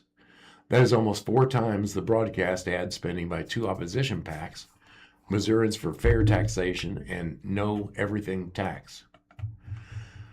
Missourians for Fair Taxation, funded entirely by the Missouri Association of Realtors, has raised $2.8 million, and Know Everything Tax has raised $1.8 million, with $1.5 million coming from the National Education Association, a teachers union, and its Missouri chapter. Opponents are far outspending backers of Amendment 4, which could change the way majorities are counted on constitutional amendments proposed by initiative petition. Missourians for Fair Governance, another PAC funded mainly by realtors, has raised $8.8 million, while Project Majority Rule Missouri has raised $7 million.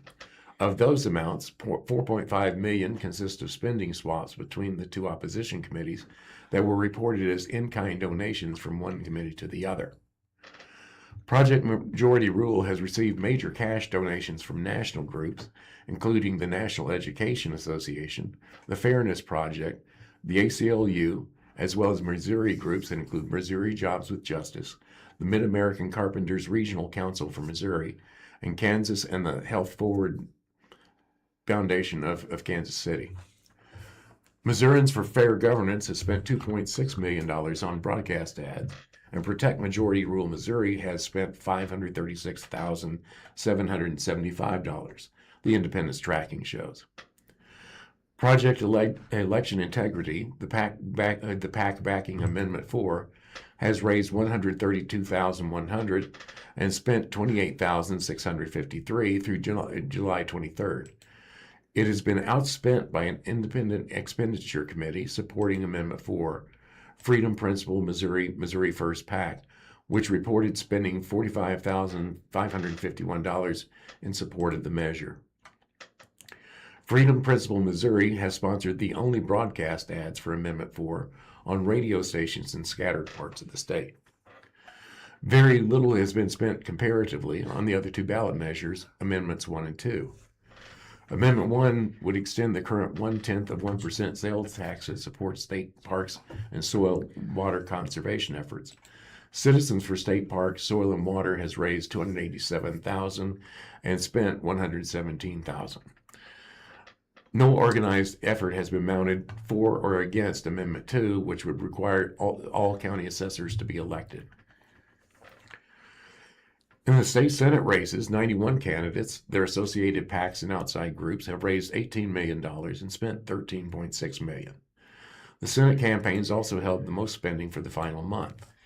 More than half of the money spent by candidates and their associated PACs has been reported since July 1st. There are 444 Missouri House candidates and associated PACs, and the Independent has been unable to attract fundraising and spending in every race. In contrast, the only statewide race on the ballot, state auditor, has been almost invisible. Total pre-primary spending by all candidates in the auditor's race is only $211,411, and most of that, 147,862, has come from incumbent Republican State Auditor Scott Fitzpatrick and the Political Action Committee that supports him, Missourians for Responsible Budget. Quentin Wilson, former state revenue director, has spent $58,357 seeking the Democratic nomination. There are six state Senate primaries where spending has exceeded $1 million, and 3 more where at least $750,000 has been spent as candidates pursue their party's nominations. Of the $13.6 million spent in the 17 state Senate districts, only $1.8 million has been for broadcast ads, with a large portion spent on radio in largely rural districts.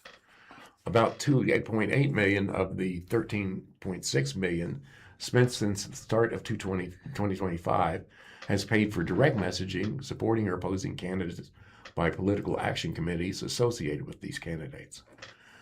Under state law, candidates can help the PACs raise money with no limits on the size of the donations, but cannot have any role in shaping the messages or how they are distributed.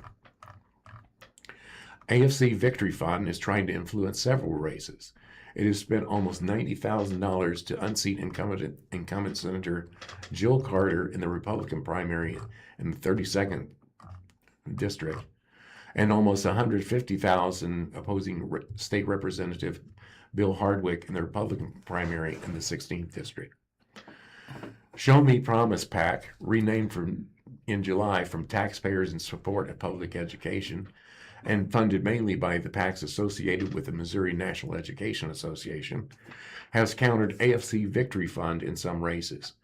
It spent $102,130 supporting Mike Deering in the 10th District Republican primary, and smaller amounts supporting and opposing candidates in other races. A PAC founded Missouri Promise is targeting 2 Republican lawmakers who oppose Amendment 5. The Republican Accountability Project PAC spent $46,076 opposing State Representative Rudy Viet in the 6th District Republican primary, and $91,263 opposing State Representative Greg Sharp in the 18th District. Both Viet and Sharp voted against the legislation that is on the ballot as Amendment 5. The 6th District is the second costliest primary so far, with $1.9 million spent, while the 18th District is close behind with $1.6 million spent. The Republican Accountability Project is backing Jake Vogel in the 6th District and State Representative Ed Lewis of Moberly in the 18th District. We the People Priorities PAC, funded mainly with a $300,000 contribution from Republican megadonor Rex Sinkfield, is also targeting Amendment 5 opponents. Sinkfield, who has contributed $2.9 million to Republican candidates and PAC since the start of 2025. The PAC opposes Viet Nike Skelton and backs Vogel in the 6th District, and is spending to influence the outcome of a dozen Missouri House Republican primaries. This story is from Steve poking around. Dealer stashes fentanyl in Lucky Charms box. Girlfriend throws it in the trash.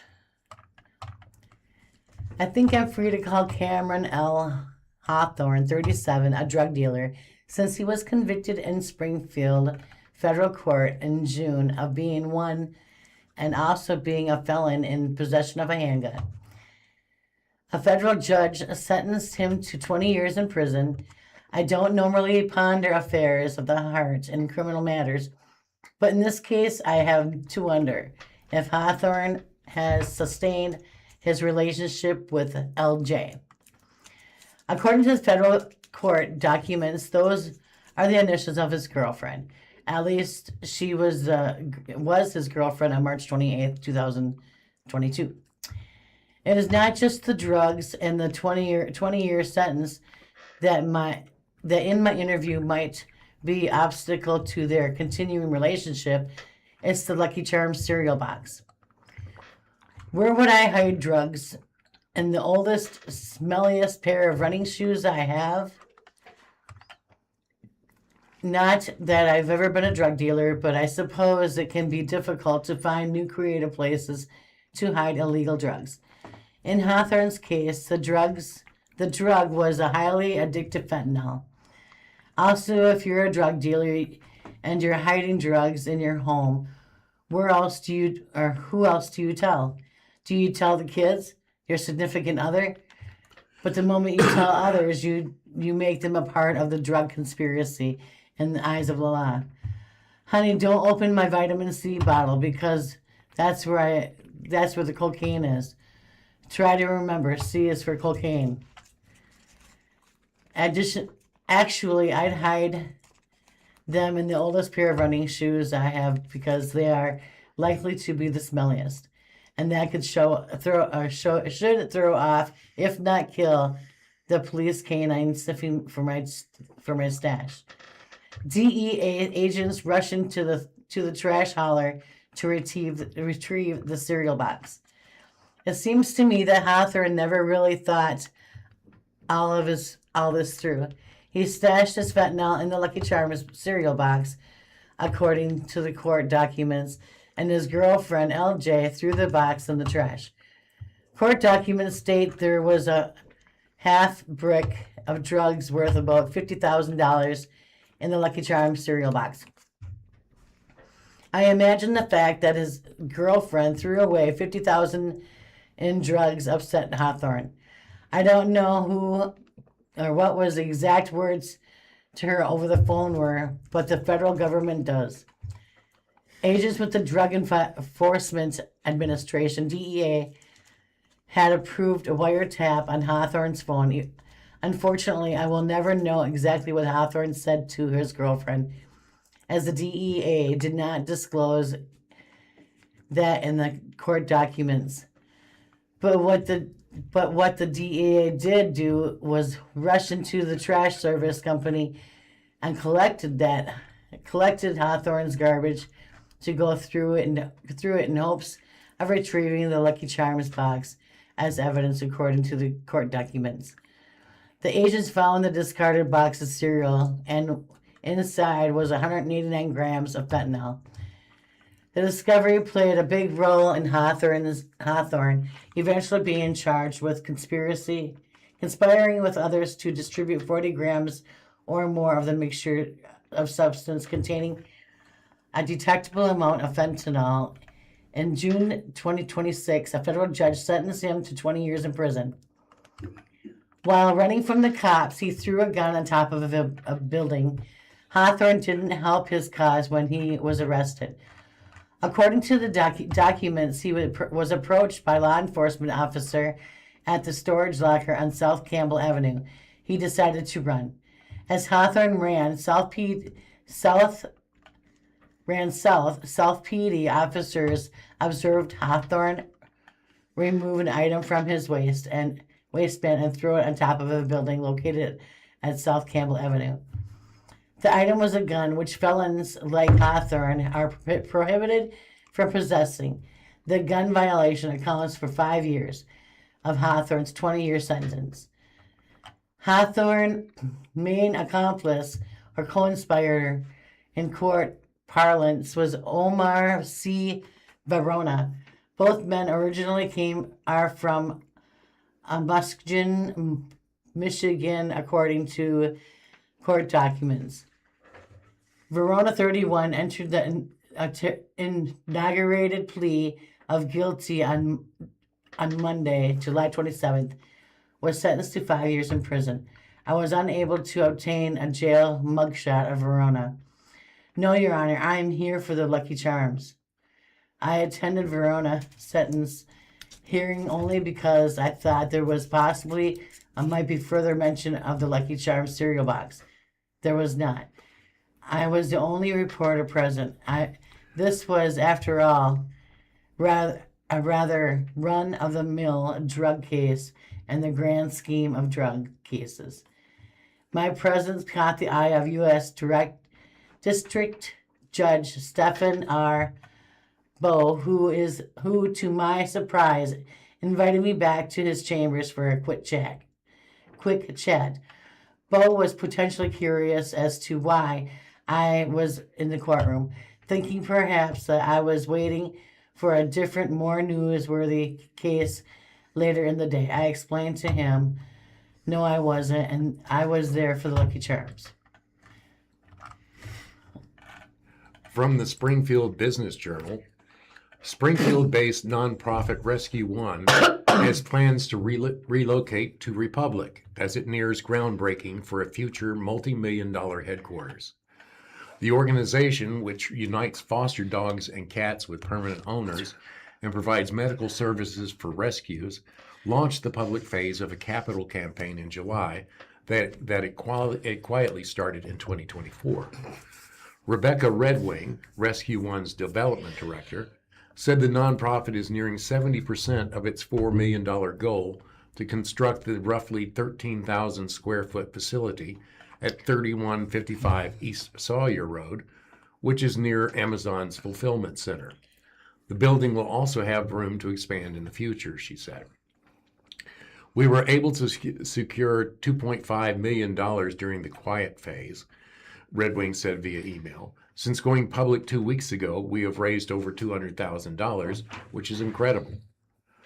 Stephanie Schulten McGuire, executive director, said reaching 75% of that goal would allow officials to break ground for the facility. As soon as we get 75%, we're going to start the bidding process with our contractor and get it going, she said. Branco Enterprises Incorporated is general contractor for the project, designed by Inform Architecture LLC. Its future headquarters will include dog boarding kennels for short-term stays, community cat rooms, outdoor play yards, a multi-purpose education room for obedience training programs and adoption events, as well as space for offices, a food pantry, and supply storage, according to officials. Additionally, roughly 4,000 square feet of the building will be dedicated to a veterinary clinic, along with an isolation and recovery ward for rescue animals. Naming opportunities for various elements of the project, including an agility play yard, exam room, and supply warehouse, are available, according to officials. Schulten McGuire said donors have included Christine White, who donated $1 million for building naming rights in honor of her Rescue One alum, Stanley, and a $500,000 matching grant committed by Ryan and Brandy O'Reilly. Founded in 2013, Rescue One's mission is not only to rescue animals in need, but to also educate the public on responsible pet ownership and help provide low-cost spay-neuter for those in need of assistance, according to its website. Officials say the organization, which has 19 employees and over 420 volunteers, has rescued roughly 18,000 animals over its history. Rescue One in 2024 reported nearly $1.5 million in revenue and net assets roughly $1.4 million, according to the most recent 990 form on file with the Internal Revenue Service. The planned move to Republic is a pivot for the organization, which in 2021 purchased a 4-acre property for its future headquarters at 3859 West Nichols Street, according to past Springfield Business Journal reporting. However, Redwing said the organization sold the property and purchased over 3 acres on Sawyer Road, declining to disclose the sale and purchase prices. Over the years after purchasing our previous property, we ran into money obstacles with the land that would end up costing more money than we felt comfortable with for that location, she said. Schulten McGuire said the Springfield site needed a sewer extension, which was going to be very costly. Running the sewer extension and the site work was going to be almost $800,000, she said, so that was not reasonable to do. However, the site in Republic has all utilities already connected, Schulten McGuire said. We've done all the due diligence to make sure there's no surprises, she says. It's ready to go as soon as we are.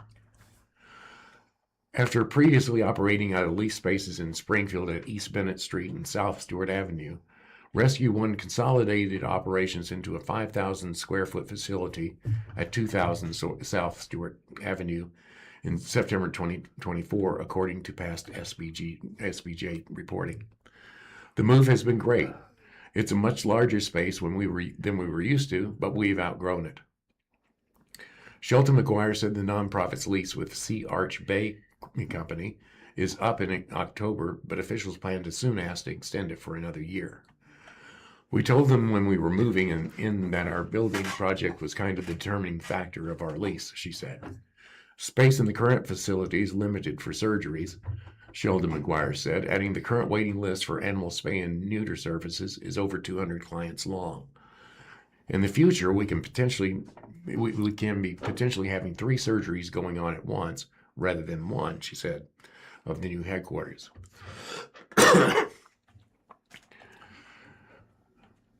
Red Wing said Rescue One has been busy with fundraisers in recent months, with the 12th annual 5K run, dubbed the Fast and the Furriest, raising $31,000.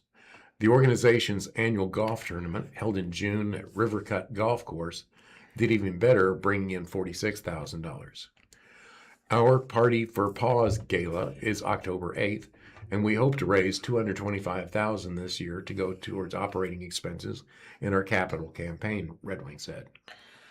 Noting she's been with Rescue One almost since its beginning, Red Wing said the new headquarters is a dream project for the organization that appears only a few months away from breaking ground. She estimated once construction starts, the facility would be completed within 10 to 11 months. We are so excited for what this new facility will mean, not only for Rescue One, but for the thousands of animals and families we will be able to serve for years to come. We can't wait to see the lives that will be changed because of the generosity of this community. Girl shot, juvenile arrested a Thursday night near Fairgrounds Zoo. First responders located a girl with a gunshot wound at Fairview Studios and transported her to the hospital. Springfield Police Department arrested a juvenile in possession of a firearm after a girl was shot near the Ozark Empire Fairgrounds on Thursday, July 30th. Police responded to a call of an assault and gunshots fired in the parking lot of the Fairview Studios located at 1116 West Norton Road. SPD Public Affairs officers Chris Swatter said in an email to the Daily Citizen, first responders located the girl with a gunshot wound and transported her to the hospital. The victim's injuries were serious but not life-threatening. Swatter said in the email, Swatters stated that Greene County Juvenile Services detained the suspect. An SPD report for media indicates that the victim witnessed and involved persons were all juveniles. The assault occurred between 10 and 11 p.m., the report says.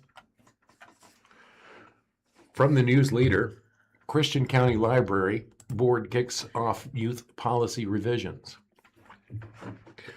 The Christian County Library Board of Trustees for years has fielded complaints about children's material that a group of local residents believes is inappropriate for young readers.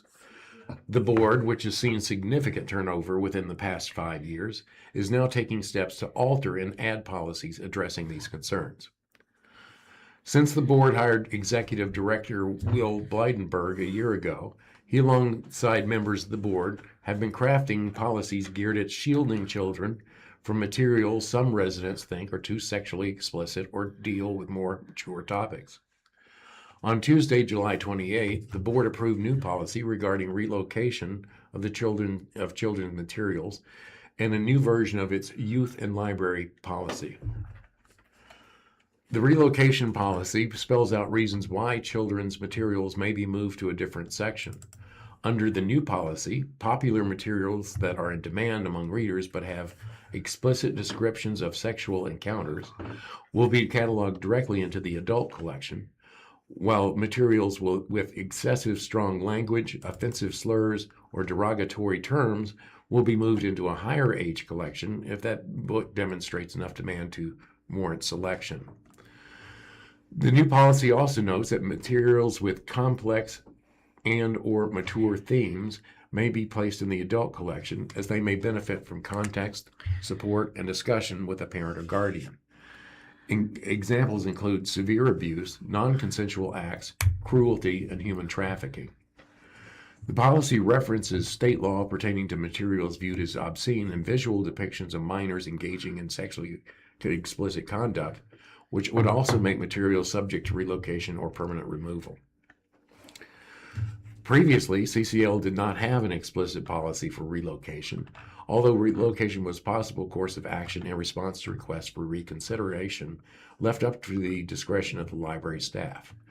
Blydenberg said that the policy will establish an internal process to empower library staff to move books as they come across them. While revised, the youth and library policy is not changing much.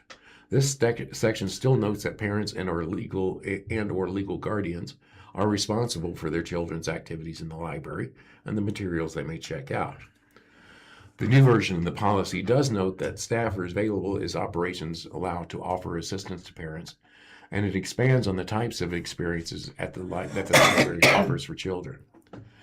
The revision does delete a portion of the previous policy that pertains to library selecting materials, providing a large range of viewpoints and subject matter, and the library's role in deciding access for individuals. This deletion is in line with board's previous decision to disassociate with the AmeriCal Library Association and delete its guidance from CCL policies. While trustee John Garrity has been involved in the creation of these policies ahead of the July 28th vote, he indicated a desire to add more to the youth and library policy, and said his views this version as an interim. Garrity referenced a previous draft of a new policy that was never voted on, but that came before the board last year, that included additional monitoring materials and guidance for parents, staff training on identifying materials that may be inappropriate, and included full references to federal and state laws pertaining to libraries. Prior to these policies being discussed July 28th and at previous meetings, a group of community members has highlighted books that they argue are appropriate to have in sections designated for children and teens. They have said it is unfair to place the responsibility fully on parents who may not know what material the library has. The most extensive policy revisions the board has set out to tackle regard the collections policy for youth materials.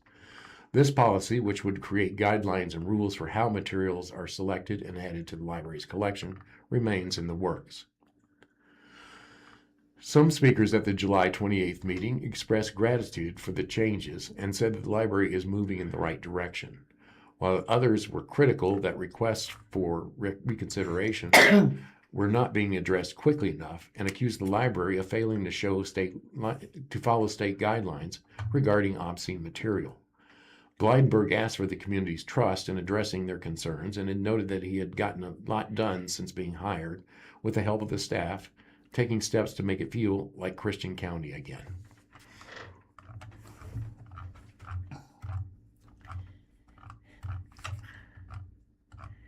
Less than lethal options, tools to create space and safety.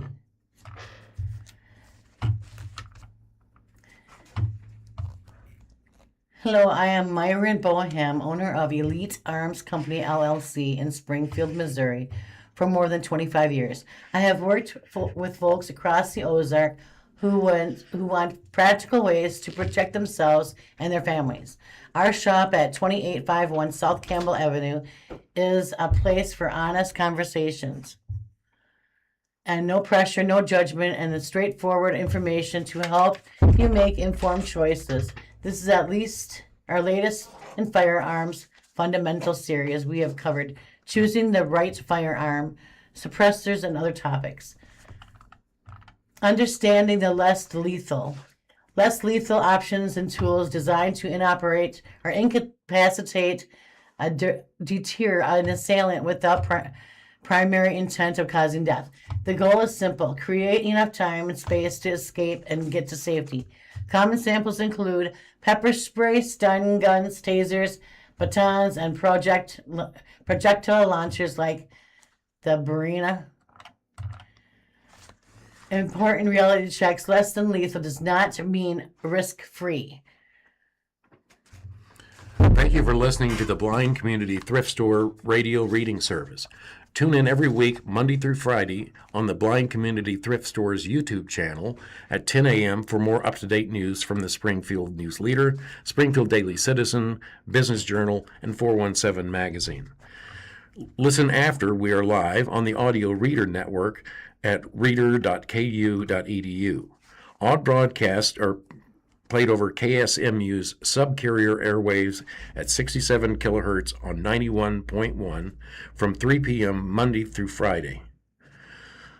Contact Audio Reader Network for information on receiving a programmed radio.